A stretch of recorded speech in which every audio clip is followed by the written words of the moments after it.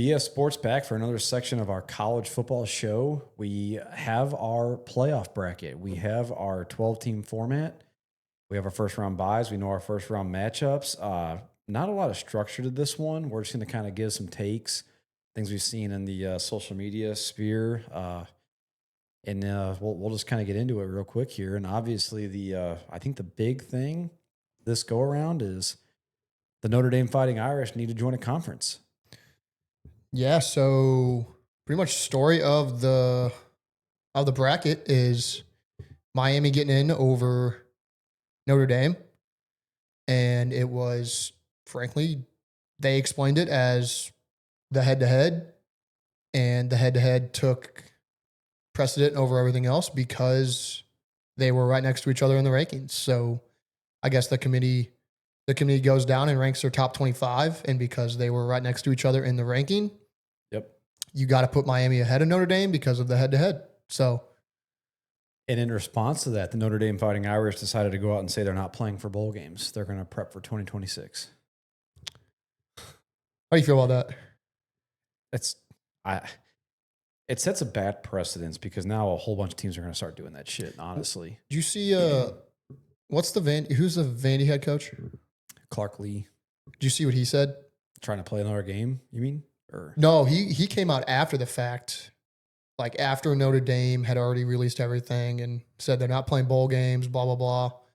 He came out and said, he didn't make no excuses. He came out and straight said, like, we had our chances. We played Texas and we played Alabama on the road. We should have won one of the games. Yep. So then you're absolutely in if you're them, right? And I guess that's what and people will say that's what he's asked to say, blah, blah, blah. Yeah. But that's not what Notre Dame said. Like, Notre Dame could have came out and said they just continue to bitch. That's total grinded out football, SEC, trying to like earn your keep, which Clark Lee has now. I mean, he's really turned that him and Pavia, as much as I don't care for Pavia, good on them, right? But they're flipping recruits too. Got himself a 6-year deal. Now Vanderbilt football's on the map. And then it's almost like you got that kind of hard nose, and then you've got this kind of prima donna, everything should be handed to you because I'm Notre Dame Fighting Irish, storied program, and then I don't know. It's not a good look in my opinion. So, do you think I don't even know if them joining a conference would have made any difference. Well, if they play for a conference title game and then get then get their shot, right? That's okay. So I guess that's the only difference, right? So, but it's like, yeah, you see all these things, and of course, the one I saw, it's like Notre Dame. It's not fair. These teams got in ahead of us, and it's a snippet of what is it, A&M versus Miami, and it's both the teams they lost to. Yeah, it's like, what do you mean? But then, well, head to head shouldn't matter then because, like, who was it? Who's the other head to head? Oh, BYU or no, not BYU. There was another one. The head to head should have mattered. I guess it was one of the scenarios, but I'm going for who made it and who didn't. I think it was Texas Vandy because Texas got rated ahead of Vandy even though Vandy beat. Or I'm sorry, Texas beat them. Even though Texas beat them. But they had an extra loss. That was 2 loss, 3 loss. Yeah. But so Texas, that makes sense. But Texas was ahead, so they shouldn't have been ahead for only being a 2-loss team. But Texas has 3 losses, right? Right. Yeah. So if Miami had 3 losses, but they had to head to Notre Dame still would have jumped them because Notre Dame has less losses. So then the head-to-head is less significant. Correct. So, and that's where the committee came in and was like, and I actually agree with this. They said that because they ranked them right next to each other, which a lot of people were saying they covered their ass because they put 1 week they put Alabama in the middle of them too, including BYU. It was like Notre Dame, Alabama, BYU, Miami, and that I don't know what numbers were, but in that order. And then the next week they jumped Bama above Notre Dame, so it was Bama, Notre Dame, BYU, Miami. But there was still that gap of Notre Dame, BYU, Miami. And then when BYU got blown out by Texas Tech, they then dropped BYU, which, another tangent, we can get into that, but probably shouldn't have happened. But then Notre Dame and Miami's right next to each other. So because of the head-to-head, that jumps them, which I agree with. Yeah. I mean, otherwise, why play the head-to-head game? What's the point? No, exactly. Just win the head-to-head and you're in Notre Dame. So, yep. And the head-to-head should matter because Absolutely. going to the next point I was going to make of kind of like the most noise that I've seen out of all this was people are upset that Alabama did not get punished for losing 28-7.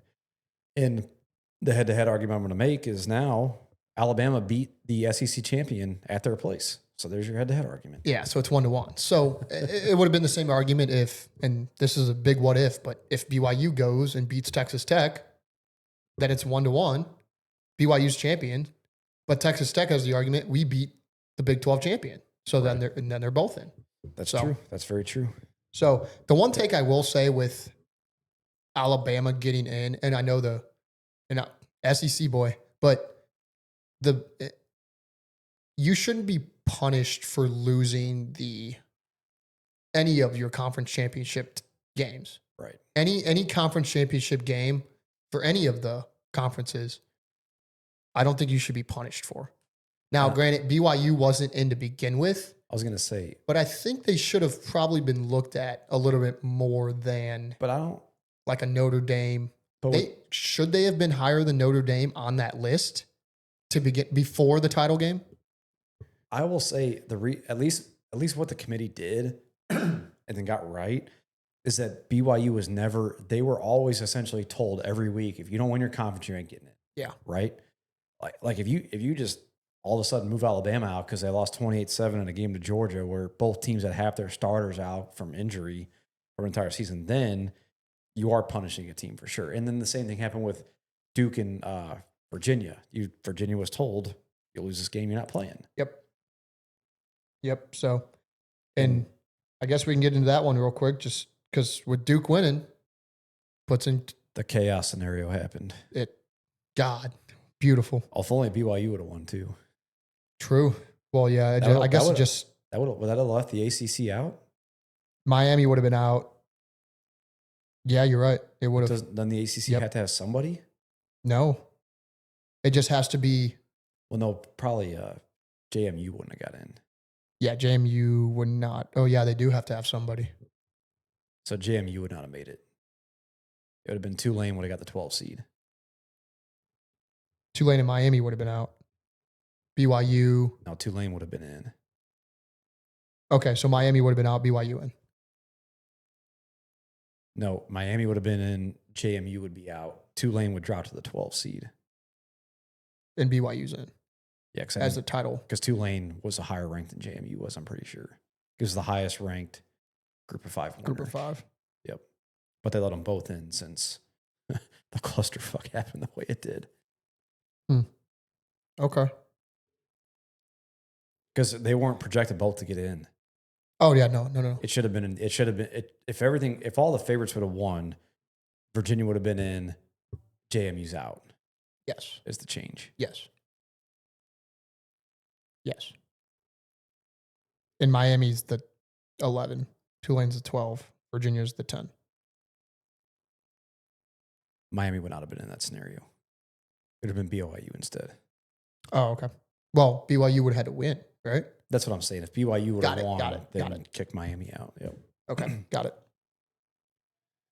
But yeah, so chaos did ensue.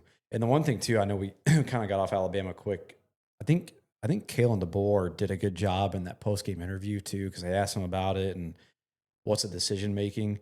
So they basically said like, what the hell's with the play calling? And he literally was like, I'm here to win an SEC championship. I'm not here to lose by less than 10, so I don't lose my playoff spot. Because you look at, there's 28-7, right? Georgia's 4 scoring drives. I got it right here. First, opponent's 21-yard line was their first score. That was a block punt, so now credit to Georgia for that. Their own 43 was the longest touchdown drive they had. Opponent's 39 on a turnover on downs, and the opponent's 12 on a turnover on downs. That was the 4 touchdowns. So, yeah, they basically handed them good field position. Now Alabama didn't do shit on offense. I mean, they were dropping balls left and right. There was no run game whatsoever because everyone was like, oh, Alabama was ranked 144th in rushing this week because they were at -3, which is a very valid point. But I think the way that they handled it, and again, like I said about Juracek going to blowing up the whole college football landscape if your number one regular season team doesn't get in, that's exactly what happened. Because you can't, like we said, you can't punish these guys, especially when you're going to let 5 or 4 other SEC teams in and 3 aren't playing. You can't just allow that to happen because this game no longer exists if that's the case.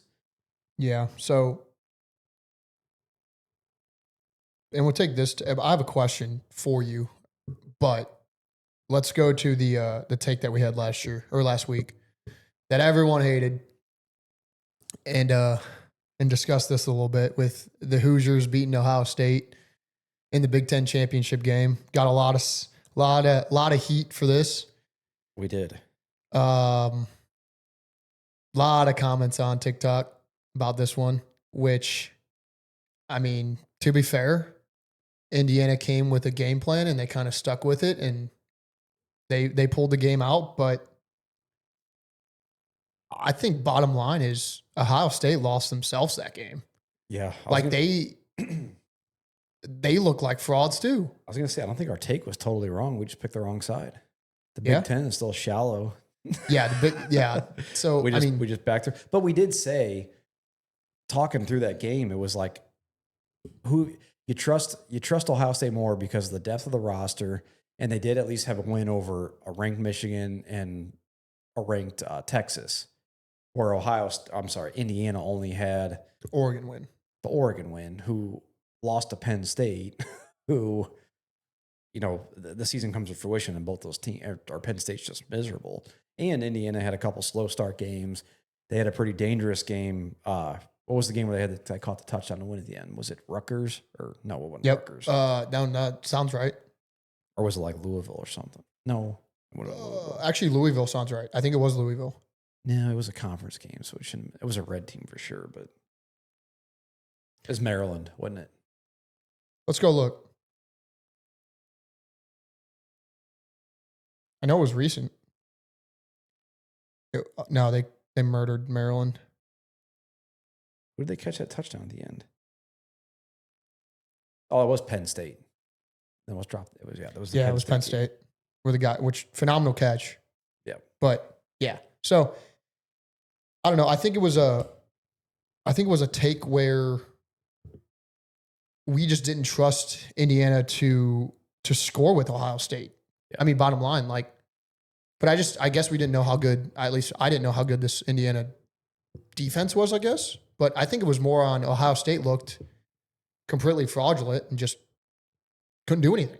Yeah. And the game was boring as hell. It felt like, and this is where the whole, everyone's calling it a crappy Heisman year, right? It almost feels like Julian, and he's only a freshman, so he's got time, and I think he's going to be really good, but he's just kind of a game manager right now. Yeah. And they managed a good point. 29-point spread games against Purdue where they rest their starting wide receivers. Yeah, I feel like they almost didn't. They tried to not lose that Big Ten title game instead of trying to win the game. Yeah, and it felt like one of those situations. It did feel like it meant a lot more to Indiana than it did Ohio State. It's almost like Ohio State was like, we beat Michigan, we don't care, we know we're the big bad Ohio State, number 1 all year, or whatever. And Indiana just kind of didn't really punch on the mouth either. It was just kind of a absolutely. So, I mean, honestly, take still stands. Show me, you beat Ohio State. Okay, going to the college football playoffs, win your bowl game, and who will they get if? Indiana will get the winner of Oklahoma, Alabama. Oh, okay, yeah. So you win that game on the road at a neutral site against an SEC team, then we can start having a conversation. I was going to say I cannot wait for that. I want it to be Alabama, Indiana so bad because the bad thing about Oklahoma, we'll get into this in the previews, is that their offense just is non-existent right now. So, but I mean, when Indiana looked like they played a decent program, Ohio State, they can't score the ball. So, yeah, and I don't. It's going to be another one of those games. It's going to be 13-10 if Oklahoma plays them. Ohio State gets Miami A&M. Yeah, so we'll see once that. I think that's the Rose Bowl, isn't it? I think Alabama game's the Rose Bowl. Yeah. Right? Well, no, not their first game. Oh yeah, no. If they win, they would get in the Rose Bowl. But yeah, go to the Rose Bowl and show me against an SEC school what you can do, and then we'll have a conversation. Yep, couldn't agree more.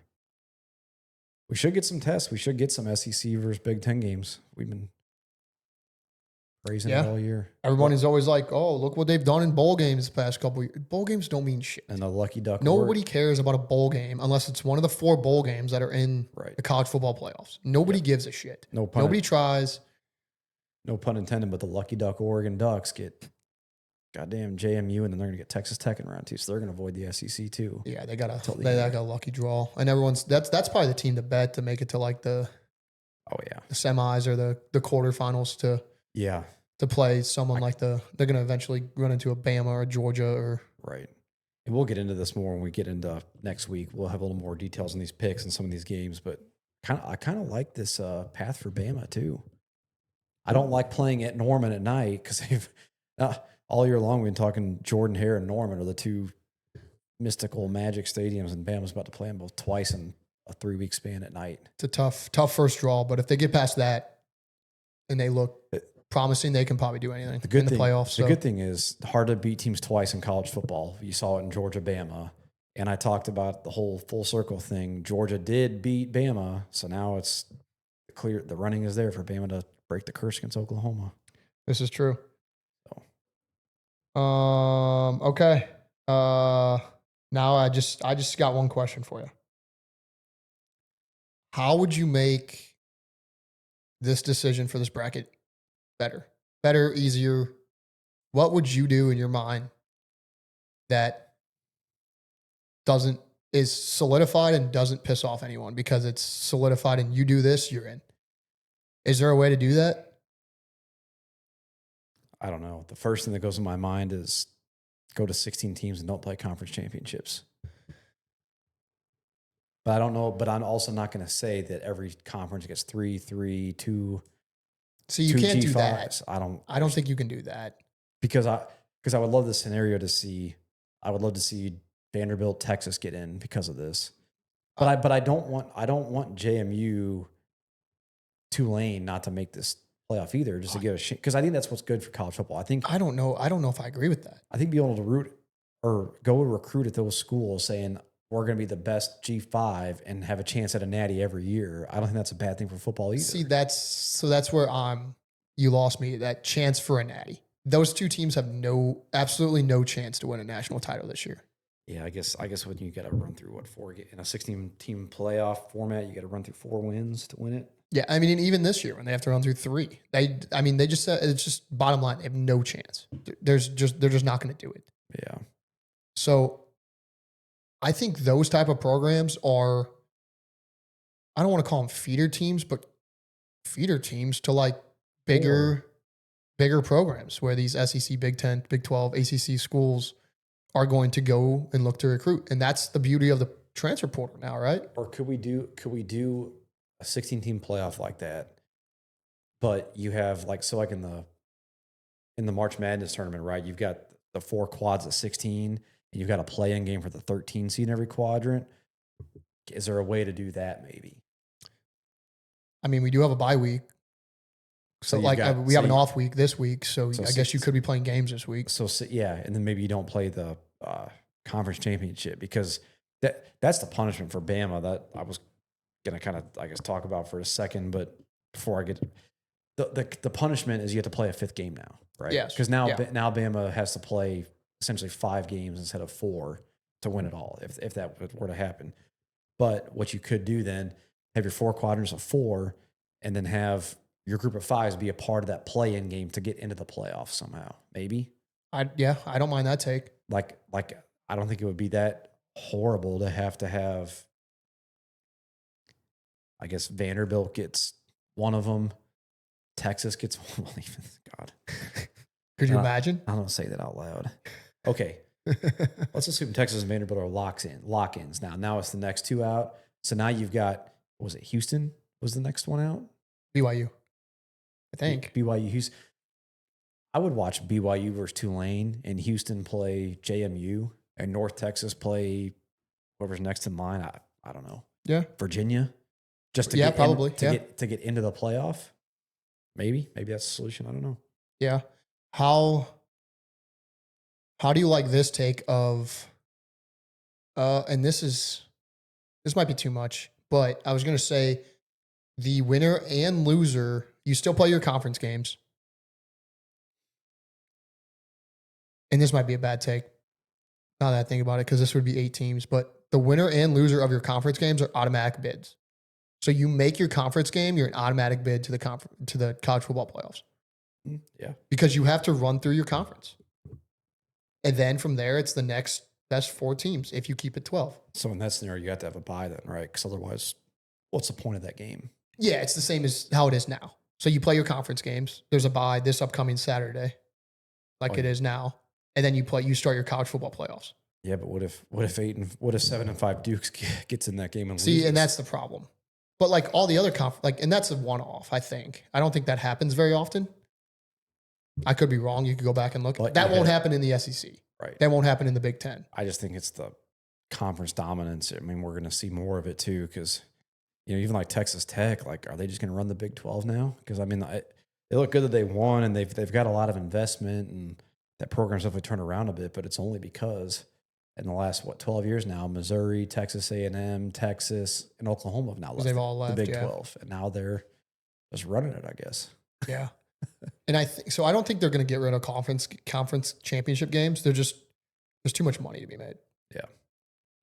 So bottom line, it all comes down to that. So I think they're going to have to figure out a way to go about this with not eliminating those games. And I don't know what the answer is. I just thought it was a decent topic of conversation and see what we could come up. I don't know. Tell you what I just thought of, rattling those Big 12 teams out that left. If I'm Notre Dame, I'm hopping in the Big 12. There you go. It's a good point. If Notre Dame runs to the Big 12 and can beat a couple decent schools, go 3-0 against them every year, the top 3 schools in that conference, let them in. Notre Dame probably drops a BYU game. They probably drop a Texas Tech game. BYU, a Sam Levitt, Arizona State game before he gets hurt. Shit, Baylor might punch him in the mouth. You never know. Yep. So if they run it, good for them. Yeah, good point. But when you run it playing Rice and whoever the hell else they play, no thanks. Yeah. So I don't know. It's an interesting take. I mean, we've done this, I guess, twice now. We went from 4 teams now to 12. 4 teams was what, for 8 years? It was always the top 2 teams play each other for the title, and then it went to 4 teams, and then now we're at 12. I think we're going in the right direction, but I think something needs to be done.